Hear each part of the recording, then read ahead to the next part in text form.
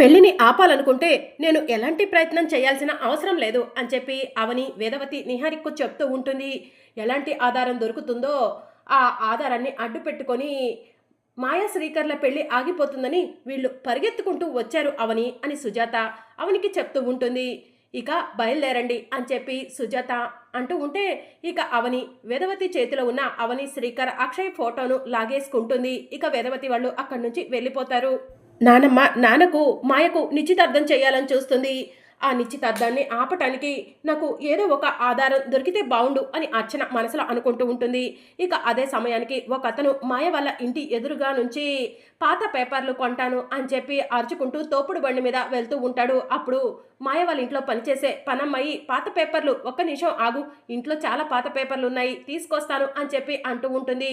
సరే అమ్మా అని చెప్పి పేపర్లు అతను అంటూ ఉంటాడు. మేడం గారు పేపర్లన్నీ కూడా తీసేసి పాత పేపర్లు అతనికి వేసేయమన్నారు అని పని మనిషి మనసులో అనుకుంటూ ఏ ఏ రూమ్లో పాత పేపర్లు ఉన్నాయో అవన్నీ తీసి ఇచ్చేస్తాను అని చెప్పి మాయ రూమ్లోకి వెళ్తుంది.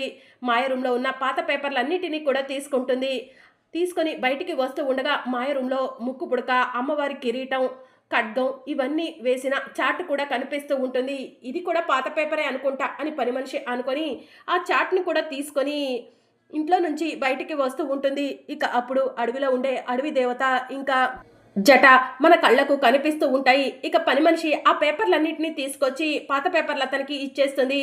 ఇక పాత పేపర్లు అతను అక్కడి నుంచి వెళ్ళిపోతూ ఉంటాడు. ఇక మరోవైపు మాయ కుటుంబ సభ్యులందరూ కూడా గేట్ దగ్గరకు వచ్చి ఇక మేము బయలుదేరుతాం అని వేదవతి వాళ్ళకు చెప్తూ ఉంటారు.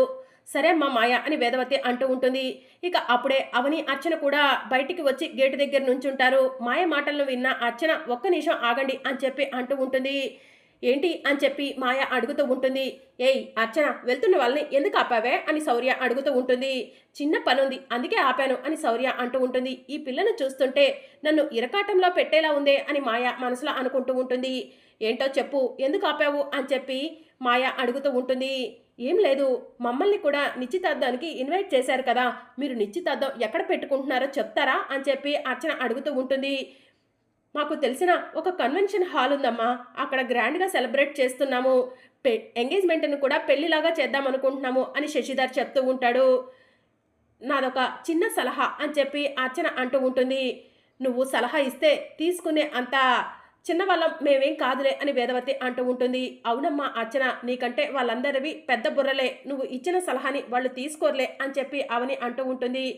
మీరంతా కాసేపు ఆగుతారా అమ్మ అర్చన, నీకు లోకం తెలుసు, లోక జ్ఞానం ఉంది, నువ్వు ఏం చెప్పినా కూడా దానికి ఒక అర్థం ఉంటుంది, ఏం సలహా ఇవ్వాలనుకుంటున్నావో ఇవ్వమ్మా అని ప్రసాదరావు అంటూ ఉంటాడు. ఎటువంటి ఆటంకం లేకుండా నిశ్చితార్థం జరగాలంటే ఈ నిశ్చితార్థం గుడిలో జరిగితే బాగుంటుంది అని చెప్పి అర్చన అంటుంది. ఆ మాట వినగానే ఒక్కసారి మాయ షాకింగ్గా అర్చన వైపు చూస్తూ ఉంటుంది. ఈ అమ్మాయి నన్ను ఇరకాటంలో పెట్టేస్తుంది అనుకున్నాను, అనుకున్నది అనుకున్నట్టుగానే ఈ అమ్మాయి నన్ను ఇరకాటంలో పెట్టేసింది.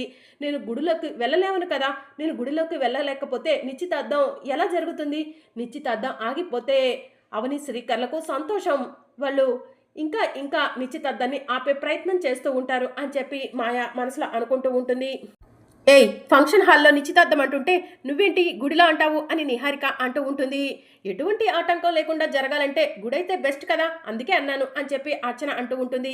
చాలా చక్కగా ఆలోచించావమ్మా, పెద్దవాళ్ళమైనా మాకు కూడా ఇలాంటి ఆలోచన రాలేదు, గుడిలో అయితేనే బాగుంటుంది అని ప్రసాదరావు అంటూ ఉంటాడు. ఏం అవసరం లేదు, నిశ్చితార్థం కన్వెన్షన్ హాల్లోనే చేద్దాము అని చెప్పి మాయ అంటూ ఉంటుంది. అది కాదు మాయ, రాహుల్తో ఒకసారి నిశ్చితార్థం జరిగి కూడా నీకు నిశ్చితార్థం క్యాన్సిల్ అయింది, ఇప్పుడు గుడిలో పెట్టుకుంటే ఏవైనా అశుభాలు ఉన్నా కూడా తొలగిపోతాయి కదా అని చెప్పి మాధవి అంటూ ఉంటుంది. మాయ మేడం నిశ్చితార్థం గుడిలో అనేసరికి మైండ్ అప్సెట్లో ఉన్నట్టున్నారు అని చెప్పి అర్చన అంటూ ఉంటుంది. అలాంటిది ఏం లేదు, నేను లోపల సంతోషపడుతున్నాను అని చెప్పి మాయ అర్చనతో చెప్తూ ఉంటుంది. అమ్మ అర్చన, చిన్నదానివైనా కూడా చాలా చక్కగా చెప్పావు, మాయను మేము ఎలాగైనా ఒప్పించి గుడిలోనే నిశ్చితార్థం ఏర్పాట్లు చేస్తాము అని శశిధర్ చెప్తూ ఉంటాడు. అవును, మాకు కూడా ఒక తెలిసిన గుడి ఉంది, మాకు సంబంధించిన అన్ని కార్యక్రమాలు కూడా ఆ గుడిలోనే జరుగుతూ ఉంటాయి, ఆ గుడిలో నిశ్చితార్థం ఏర్పాట్లు చేసుకుందాం అని వేదవతి అంటూ ఉంటుంది. సరేనండి, మాయతో మేము మాట్లాడి నిశ్చితార్థం ఏర్పాట్లు అక్కడే చేస్తాము అని చెప్పి శశిధర్ అంటూ ఉంటాడు. సరే బయలుదేరదామా ఇక అని మాయ అంటూ ఉంటుంది.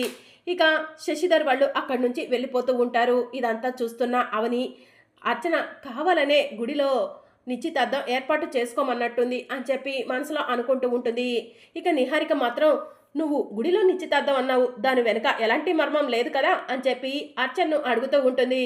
అన్నిటికీ అనుమానాలేనమ్మా, పదండి లోపలికి వెళ్దాం అని చెప్పి ప్రసాదరావు అంటూ ఉంటాడు. ఇక అందరూ కూడా లోపలికి వెళ్ళిపోతారు. అవని శ్రీకర్ ఇద్దరు ఒకరి కళ్ళల్లోకి ఒకరు చూసుకుంటూ శ్రీకర్ వాళ్ళ ఇంట్లోకి, అవని తన ఇంట్లోకి వెళ్ళిపోతూ ఉంటుంది. ఇక మరోవైపు మాయ తన ఇంటి దగ్గరకు వెళ్ళిపోతుంది. కోపంగా తన ఇంట్లోకి వెళ్తూ ఉంటే మాధవి మాత్రం షాకింగ్గా మాయ వైపు చూస్తూ ఉంటుంది. మాయ ఎందుకండి అలా బిహేవ్ చేస్తుంది? గుడిలో నిశ్చితార్థం అన్న దగ్గర నుంచి ఎందుకు అలా డల్ అయిపోయింది, ఎంత ఇరిటేట్ అవుతుంది అని మాధవి అడుగుతూ ఉంటుంది. ఏమండి, మన మాయ వచ్చిన దగ్గర నుంచి ఒక్కసారి కూడా మాయకు సంబంధించి పూజలు చేపించలేదు. గుడికి వెళ్ళి మాయ పేరు మీద పూజలు చేపిద్దామండి, దోషాలు ఏమైనా ఉంటే తొలగిపోతాయి అని మాధవి శశిధర్తో చెప్తూ ఉంటే సరే మాధవి అని చెప్పి శశిధర్ అంటూ ఉంటాడు. ఇక మాధవి వాళ్ళు కూడా లోపలికి వెళ్ళి మాయా ఎందుకమ్మా అంతలా ఇరిటేట్ అవుతున్నావు, గుడిలో నిశ్చితార్థం అంటే మంచిదే కదా అని శశిధర్ అంటూ ఉంటాడు. గుడిలో నిశ్చితార్థం చేస్తే మన పరువు పోతుంది డాడీ అని మాయ అంటుంది. పరువు పోతుందా, ఎందుకమ్మా అని శశిధర్ అడుగుతూ ఉంటాడు. డబ్బులు ఖర్చు తగ్గుతుందని చెప్పి గుడిలో నిశ్చితార్థం ఏర్పాట్లు చేశారని అందరూ మాట్లాడుకుంటారు అని చెప్పి మాయ చెప్తూ ఉంటుంది. అలాంటి అనుమానాలు ఏం పెట్టుకోకు మాయా, నువ్వు బాధపడకు, ఎవరు ఏమి అనుకోకుండా గ్రాండ్గానే మనం గుడిలో ఏర్పాటు చేద్దాం అని శశిధర్ అంటూ ఉంటాడు. గుడిలోకి నాకు ప్రవేశం లేదు, ఎట్టి పరిస్థితిలో ఈ నిశ్చితార్థాన్ని ఆఖరి నిమిషంలోనైనా కన్వెన్షన్ హాల్కి మార్చాల్సిందే అని మాయ మనసులో అనుకుంటుంది. ఇక మాయ కోపంగా తన రూమ్లోకి వెళ్తుంది. ఎట్టి పరిస్థితిలో ఈ నిశ్చితార్థం జరగాలి, ఆ ఇంటికి సంబంధించిన ముక్కు పుడకను అమ్మవారిని సొంతం చేసుకోవాలి అని చెప్పి మాయ మనసులో అనుకుంటూ ఉంటుంది. ఇక మాయ మనసులో అనుకొని అలా పక్కకి చూసేసరికి అక్కడ చార్ట్ కనిపించదు. చార్ట్ కనిపించకపోవడంతో ఇదేంటి అమ్మవారి ముక్కు పుడకకు సంబంధించిన చార్ట్ ఇక్కడ లేదు అని మాయ కంగారు పడుతూ ఇల్లంతా కూడా వెతుకుతుంది. ఎక్కడ చార్ట్ కనిపించకపోవడంతో కంగారుగా కిందికి వచ్చి నా రూమ్ని ఎవరు టచ్ చేశారు, నా రూమ్ని టచ్ చేయొద్దని ఇంతకు ముందే వార్నింగ్ ఇచ్చాను కదా, నా రూమ్లో ఉండాల్సిన పేపర్స్ లేవు అని చెప్పి మాయ అంటూ ఉంటుంది. నేను నీ రూమ్లోకి రావడానికే ఆలోచిస్తాను మాయా, అలాంటిది నీ రూమ్లో పేపర్స్ నేనెందుకు తీస్తాను అని చెప్పి మాధవి అంటూ ఉంటుంది. శశికళ శశికళ అని చెప్పి మాయ పిలుస్తూ ఉంటుంది. పని మనిషి పరిగెత్తుకుంటూ వచ్చి ఏంటమ్మగారు అని చెప్పి అడుగుతూ ఉంటుంది. నా రూమ్లో పేపర్స్ ఏమైనా తీసుకున్నావా అని చెప్పి మాయ అడుగుతూ ఉంటుంది. పాత పేపర్లు అతను వస్తే ఇప్పుడే అతనికి ఇచ్చేసానమ్మా అని చెప్పి పని మనిషి చెప్తూ ఉంటుంది. ఇక దాంతో పని మనిషి చెంపపై లాగిపెట్టి మాయ ఒక్కటిస్తుంది. అమ్మగారు అని పని మనిషి అంటూ ఉంటే ఆ పేపర్ ఎవరికి ఇచ్చావో వెళ్ళి తీసుకురాపో అని చెప్పి మాయ అంటూ ఉంటే అతను ఎవరో నాకు తెలియదమ్మా, తోపుడు బండి మీద వచ్చాడు, ఇల్లంతా ఆగంగా ఉంది, అమ్మగారు పేపర్లన్నీ అతనికి ఇచ్చేయమంటే ఇచ్చేశాను అని చెప్పి పని మనిషి చెప్తూ ఉంటుంది. నిన్ను చంపినా కూడా పాపం లేదు అని చెప్పి మాయ కోపంగా అక్కడి నుంచి వెళ్ళిపోబోతూ ఉండగా మాయ అది అంత ఇంపార్టెంట్ చాటా, దానిలో ఏముంది అని శశిధర్ అడుగుతూ ఉంటాడు.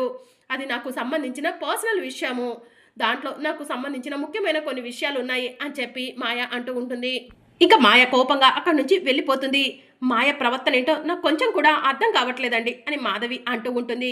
ఇక మాయ తన రూమ్లోకి వెళ్ళి ఆ చార్ట్ ఎవరికంటైనా పడిందంటే నాకు సంబంధించిన అన్ని విషయాలు బయటికి వస్తాయి, ఆ చార్ట్ ఎవరికంటా పడకూడదు అని మాయ మనసులో అనుకుంటూ ఉంటుంది.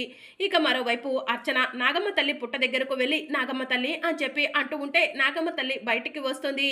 నాగమ్మ తల్లి నాన్నకు ఆ మాయకు నిశ్చితార్థం ఏర్పాట్లు కూడా జరుగుతున్నాయి, ఆ మాయకు సంబంధించిన ఏదైనా ఆధారం నాకు దొరికేలా చెయ్యి తల్లి అని చెప్పి అర్చన అంటూ ఉంటుంది. అప్పుడు నాగమ్మ తల్లి పుట్టలో నుంచి బయటికి వెళ్ళిపోతూ ఉంటుంది.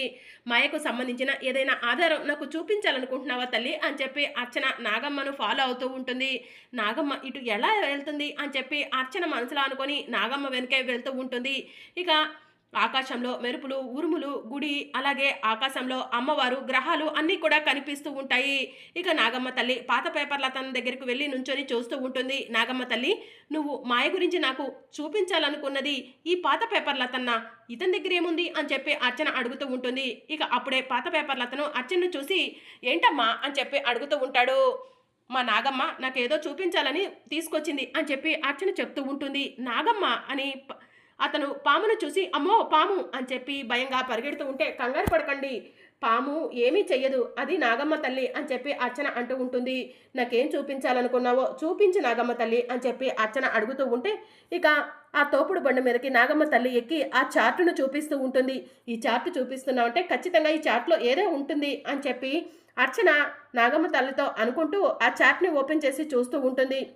అందులో అమ్మవారికి సంబంధించిన కిరీటం, ముక్కు పుడక, ఇవన్నీ కూడా కనిపిస్తూ ఉంటాయి. ఇదేంటి ఈ చాట్‌లో ఇవన్నీ ఉన్నాయి అని అర్చన మనసులో అనుకుంటుంది. అన్న ఈ చాట్ నాకు కావాలి. నాకిస్తావా? నీకు కావాలంటే డబ్బులిస్తాను అని అర్చన అంటూ ఉంటుంది. వద్దులేమ్మా తీసుకెళ్ళు అని చెప్పి ఆ తోపుడు బండి అతను అంటూ ఉంటాడు. ఇక అర్చన వాటన్నిటిని చూసి షాకింగ్‌గా చూస్తూ ఉంటుంది. మరి అప్‌కమింగ్ ఎపిసోడ్‌లో ఏం జరగనుందో తెలుసుకోవాలనుకుంటున్నారా? అయితే ఛానెల్‌ను సబ్స్క్రైబ్ చేసుకొని సపోర్ట్ చేయడం మర్చిపోకండి. Thank you for watching.